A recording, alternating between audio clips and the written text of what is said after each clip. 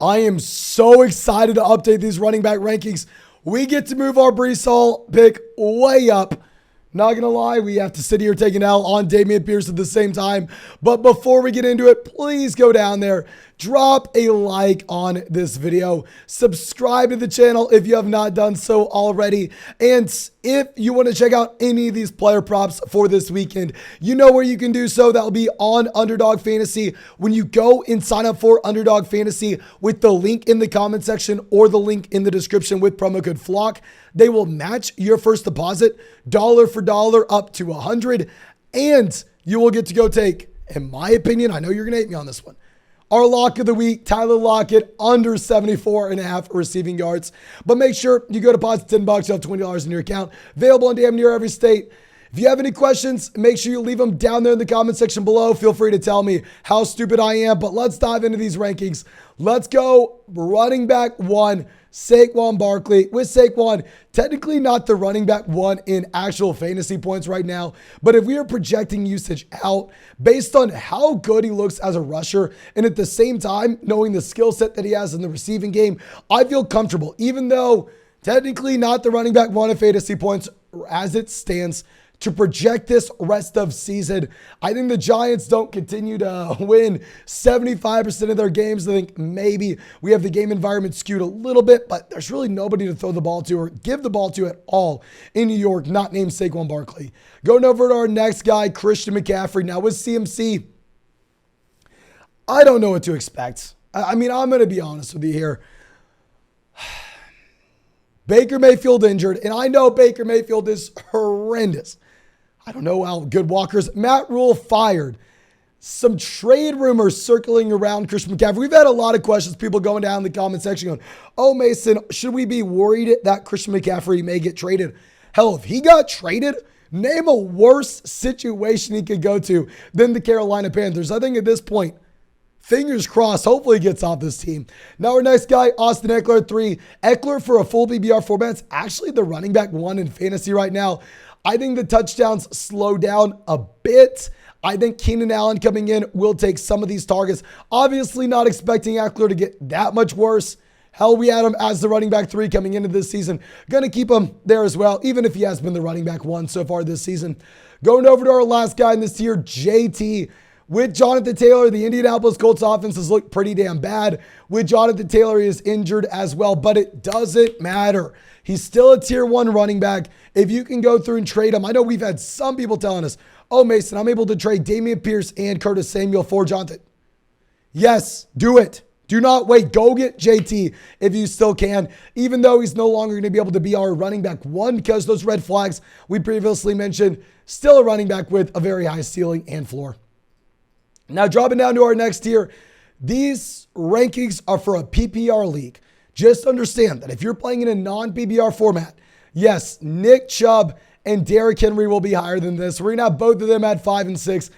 I mean, you would not be surprised if at the end of this year, Nick Chubb is currently at the very top in rushing yards so far, finishes as the running back in the NFL with the most rushing yards.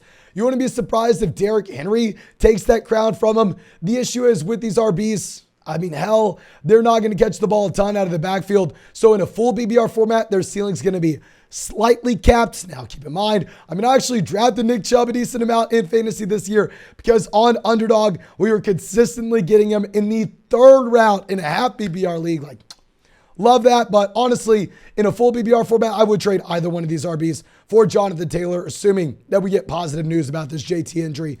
Now, going over to our next tier, we're going to go Dalvin Cook at 7.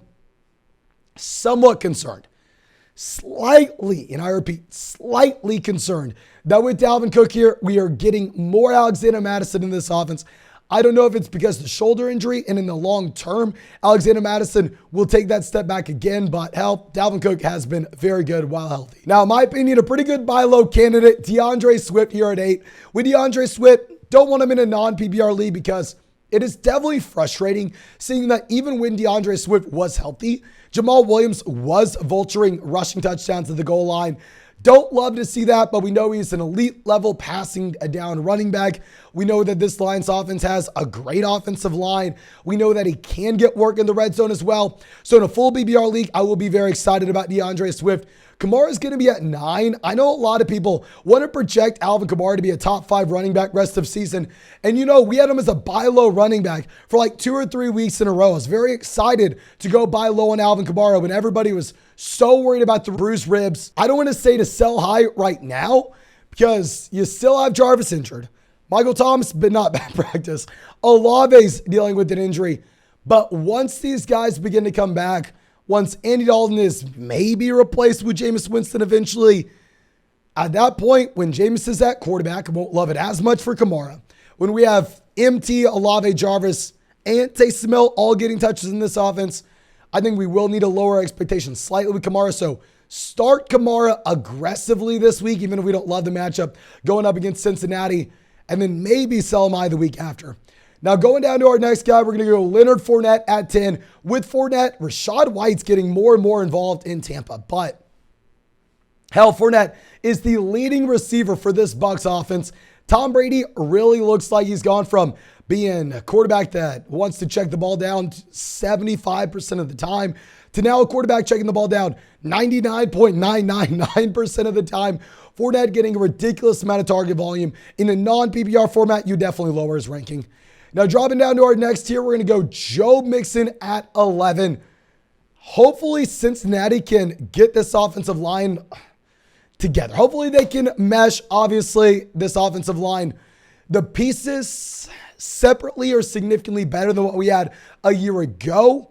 It's taking a little bit of time for them to mesh as they're pretty much all new. You got one returning start of the unit. I think the Cincinnati Bengals offense gets better going forward as well.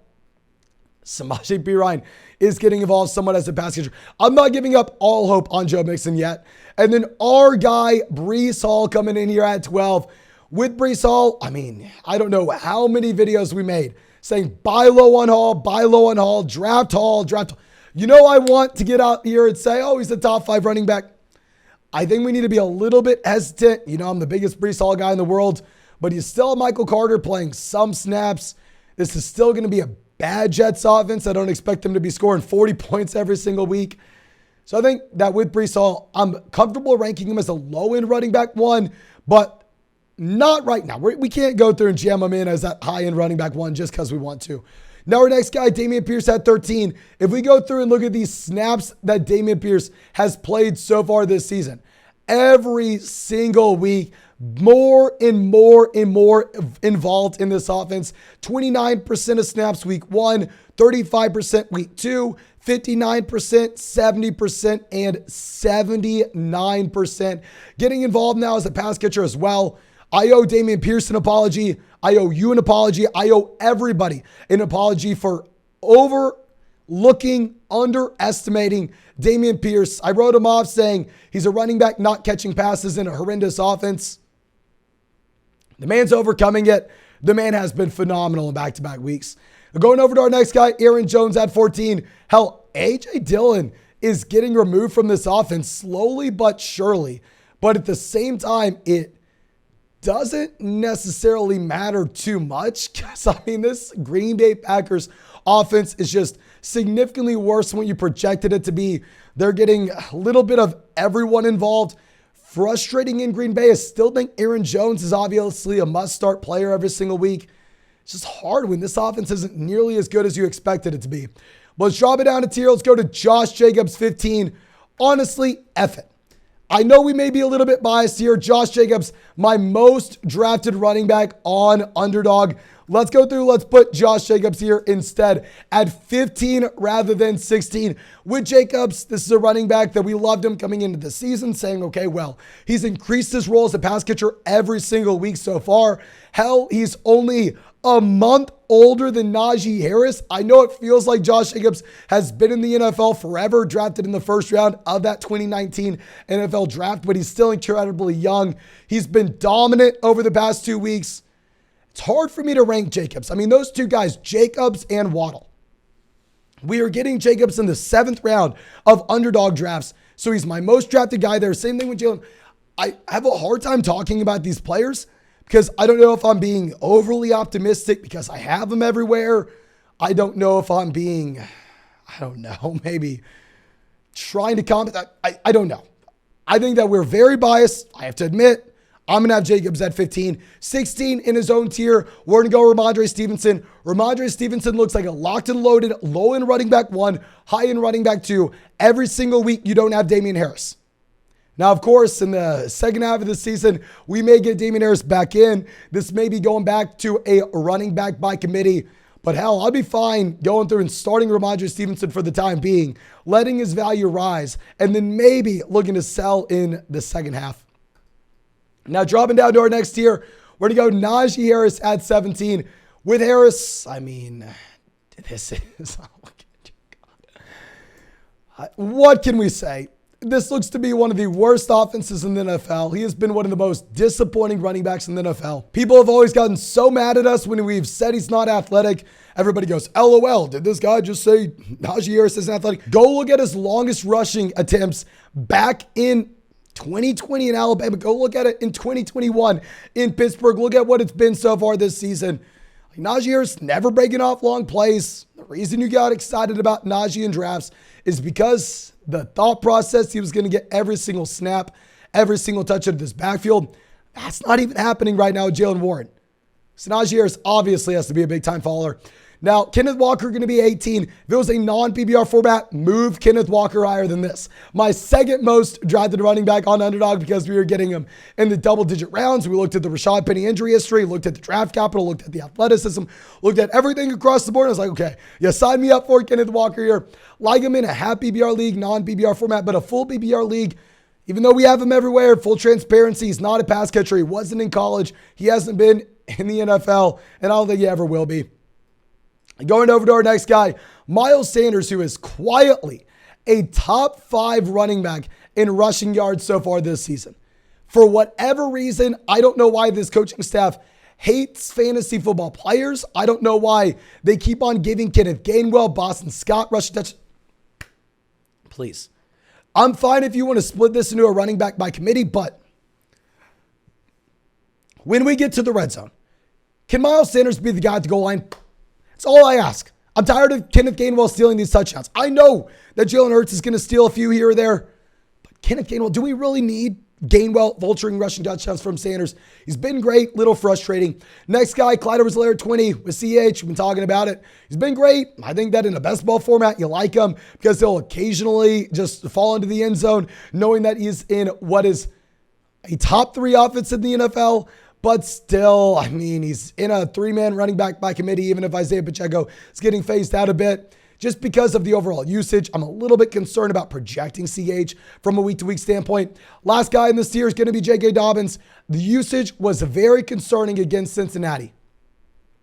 Dobbins was not good from a fantasy football standpoint.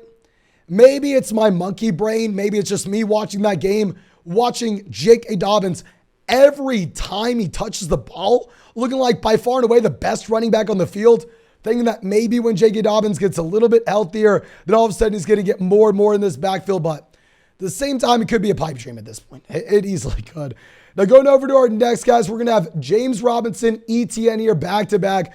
James Robinson clearly has been the best running back in this backfield so far this season, especially in games where the Jacksonville Jaguars are winning. However, Travis Etienne, very similar to Dameon Pierce, is increasing his role every single week with those snaps. Hell, he's played, 5 NFL games at this point. He's a rookie, essentially. So Etienne continues to get better. I'm fine having Etienne ranked only 1 spot behind J-Rob. Now our next guy, David Montgomery, 23. David Montgomery, I mean, he comes back his first week removed from the ankle injury. He says, hey, Khalil Herbert, I am the captain. Again, go back down to the bench.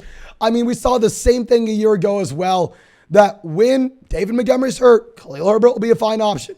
However, when David Montgomery's active, when David Montgomery plays, David Montgomery's going to be the 3-down option, getting pretty much everything in this offense. So I think David Montgomery is someone you can, I don't want to say be excited about. And in full transparency, I'm recording this before Thursday night. I'm assuming David Montgomery crushes Washington because they are Washington, but still this should be a bad Chicago Bears offense rest of the season. I have Montgomery in a lot of leagues because very similar to Jacobs. In those underdog drafts, we were able to get Montgomery at the 6-7 turn in those high stakes leagues. Now we have James Conner, 24, with A.J. Dillon, 25 in their own tier here. I think that with James Conner, honestly had the role that you wanted at the beginning part of the season. Just the offense was very bad with no DeAndre Hopkins. I think when we get Hopkins back in, when James Conner is healthy, James Conner will be a better running back than this. But the issue is, when do we get Conner back in? This is not necessarily a running back who's been known to be able to stay healthy in his NFL career. Next guy, A.J. Dillon, 25. I think A.J. Dillon and a few of the running backs we're going to be talking about right after this are very comparable guys. Players that you can start every week as a low-end running back too, especially when we're dealing with injuries and the bye weeks. But if something were to occur to Aaron Jones, then A.J. Dillon is a league-winning running back. I have to move Dillon down a bit, as we had to do with Aaron Jones as well, because this Green Bay Packers offense doesn't look as good as we were expecting. Now going over to our next spot, Melvin Gordon, 25. With Melvin Gordon, very interested to see what we have on Monday night. Side note, why do we have to watch Russell Wilson in every primetime game? Who thought that was a good idea? The Buffalo Bills and the Kansas City Chiefs play this week, and we're watching Melvin Gordon, Russell Wilson, and the Denver Broncos go on Monday. Regardless, with Melvin Gordon, I'm interested to see if this is a two-man backfield between Gordon and Boone or Gordon and Murray, but I'm kind of worried that both Boone and Murray are involved, and all of a sudden this is a three-man running back by committee. Next guy, Ezekiel Elliott, 26. Didn't like him coming into this season, but hell, I've been getting him past pick 100 in underdog drafts now. I think people have honestly gotten a little bit too low on Ezekiel Elliott. He's still the running back one in Dallas. Even if he doesn't look great, you will get Dak Prescott back later in the year. We'll go Kareem Hunt, 27. With Hunt, pretty much a cheaper version of A.J. Dillon. Gonna get used as a low-end running back too in fantasy where you can go through and start him. However, he does have a much higher ceiling than other players in this range if something were to occur to Nick Chubb. Tony Pollard, our next guy. With Pollard, I mean, this is a running back very similar to Hunt, very similar to Dillon. You can start him in a pinch. You can start him as a low-end running back too. If Ezekiel Elliott were to go down, all of a sudden he's a top 10 guy in fantasy. Next guy, Jeb Wilson, 29. Jeb Wilson, a big-time faller this past week. Tevin Coleman getting involved. No idea what that's about. And if they're involving Tevin freaking Coleman, when you do get Elijah Mitchell back later on in the year, I think there's a close to a 0% chance they give Jeff Wilson this starting job where he is someone that we can plug and play every week. Because if they're getting Coleman involved, we better believe when Elijah Mitchell is back in, Elijah Mitchell is going to be the guy. Last player in this tier, Jamal Williams, 30. Jamal, throw him in the same bucket of guys like Kareem Hunt, Tony Pollard, A.J. Dillon, where he's a running back. You can start him as a low-end running back too if you need to. And if something occurs to the starter in front of him, he is going to be significantly more appealing. But thank you. I believe that's all we got for this video. I really hope you enjoyed it. If you disagree with any of these, if you have any questions, feel free to go down in the comment section. Let me know how stupid I am below. And of course, drop a like while you're down there. Subscribe to the channel. If you want to check out any of these cool player props, you can do so on Underdog Fantasy. You can find the link in the comment section. You can find the link in the description. I hate to do it to you. I know you're going to hate me for it.